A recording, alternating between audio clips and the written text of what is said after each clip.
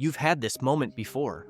You're staring at something ordinary, a book, a table, your phone, and for a split second, you think, what even is this thing? The word feels hollow, like you're reading a script someone else wrote. You shake it off, you move on, but deep down, you know something's broken. And here's the truth nobody wants to admit. It's not your fault. Your brain is running 300,000-year-old software, cave person firmware in a digital world. It wasn't built for this.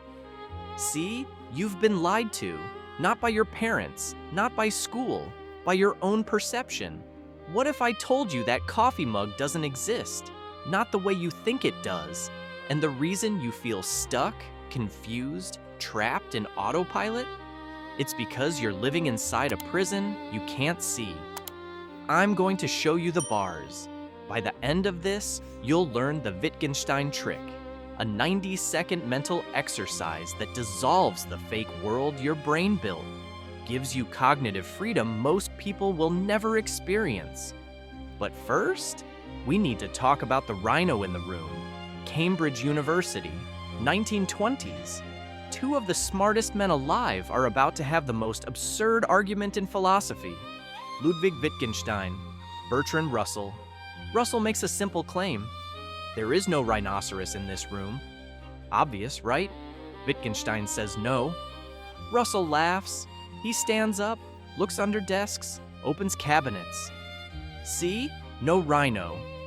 Wittgenstein doesn't budge. His argument? You can't prove the rhino isn't here without first assuming the room exists. You can't prove the room exists without assuming your eyes work.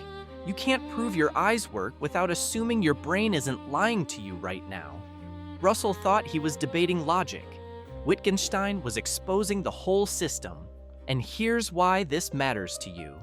Because you're making the same mistake Russell made every single day. You look at your life and think it's real. The job, the debt, the relationship status, you think these are facts. They're not. They're labels, words someone taught you.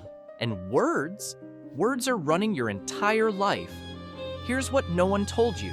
You don't live in a world of objects. You live in a world of meanings. That coffee mug, it's not a mug. It's a cluster of photons your brain decided to call mug. Because someone taught you that word when you were 3. Most people never realize this. They sleepwalk through a reality built by someone else's dictionary. They call it common sense. Philosophers call it naive realism. Wittgenstein called it a semantic delusion. And here's the trap. Your brain is a pattern recognition machine.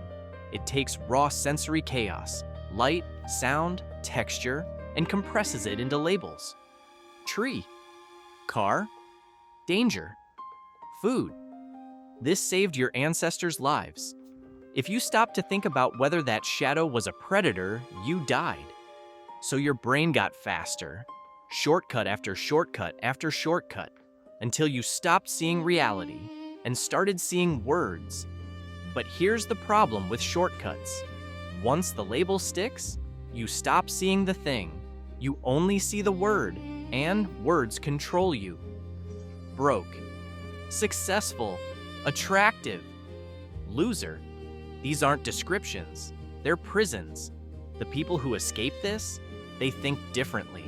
They see opportunities others miss. They adapt faster because they never confuse the map for the territory. And I'm about to show you how they do it. Okay, here's where most people check out, because what I'm about to tell you sounds insane. But stay with me, because this is the only way out. The first rule of cognitive freedom? Stop trusting your eyes. I'm serious. Your visual cortex is a storyteller, not a camera. It fills in gaps, invents details, lies to keep you calm. Right now, I want you to do something. Pick an object near you, something obvious. A pen, a book, your hand. Got it? Now ask yourself, who told me this is a pen? Not, is it a pen? Who decided that's what we call this thing? And then ask, what if it's not? Do not accept the automatic answer your brain gives you. Force it to consider that the label is arbitrary. that the word pen is just a sound humans agreed on. And without that sound, the object is just shapes, colors, atoms. Here's what's happening in your brain right now. You're activating your prefrontal cortex, the executive function region, the part that can override autopilot. For 5 seconds, you just interrupted the default script. For 5 seconds, you're awake. This feels uncomfortable. Good. That discomfort is the prison door creaking open. Now we go deeper. Most people think seeing is believing. Wrong. Believing is seeing. You only see what your brain expects to see. The object in your hand, it's not there. Not really. It's a hologram built from memory. Here's the exercise. Close your eyes. Hold the object. Focus only on the raw sensations. Weight, texture, temperature, no labels, no categories, just the data. What does it actually feel like? Cold, smooth, heavy? Don't say pen, don't say plastic. Just experience the thing without naming it. Now open your eyes. Look at it like an alien would. Shapes, colors, edges. Do not let your brain say the word. Hold the doubt for 30 seconds. This is hard. Your brain will fight you. It wants the shortcut. It wants the label. But if you can hold it, you're doing something neuroscientists call perceptual deconstruction. You're forcing your visual cortex and language centers to decouple. It's the same state meditation aims for. But faster, you're not clearing your mind. You're unhooking it from the script. And here's where it gets dangerous. If you can do this with a pen, imagine what happens when you do it with your identity. That's next. Okay, you just dissolved the object. You turned the pen back into raw atoms. Now comes the part that changes everything. You've been living in a world you didn't build. Every label, every category, every obvious truth. Someone else installed it. Parents, teachers, movies, culture. They handed you a dictionary and said, "This is reality." And you believed them. But here's what they didn't tell you. You can rewrite the code. Still holding that object? Now, consciously give it meaning. Don't just accept pen. Ask yourself, what is this thing to me right now? Maybe it's a tool, a weapon, a memory from your childhood. Maybe it's a reminder of a dream you gave up. You decide. Not the dictionary, not society. You. This is called semantic reappraisal. You're activating the same brain regions that creative geniuses use. The dorsolateral prefrontal cortex, the part that invents meaning instead of inheriting it. Artists do this naturally. Entrepreneurs do this with problems. And you? You're about to do it with everything.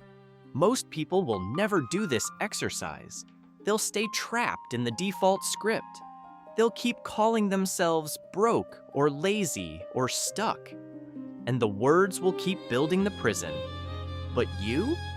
You just learned how to see the bars. Let's talk about fear.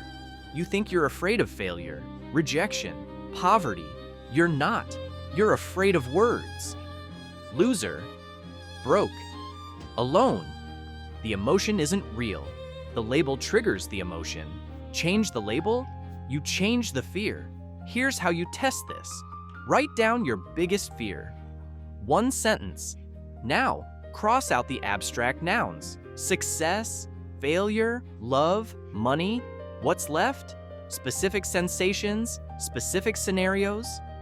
I'm afraid of failure becomes, I'm afraid people will laugh at me in a meeting. Now, apply step 2. Dissolve the labels. People equals 3 specific faces you can picture. Laugh equals a sound, just air and vocal cords. Meeting equals a room.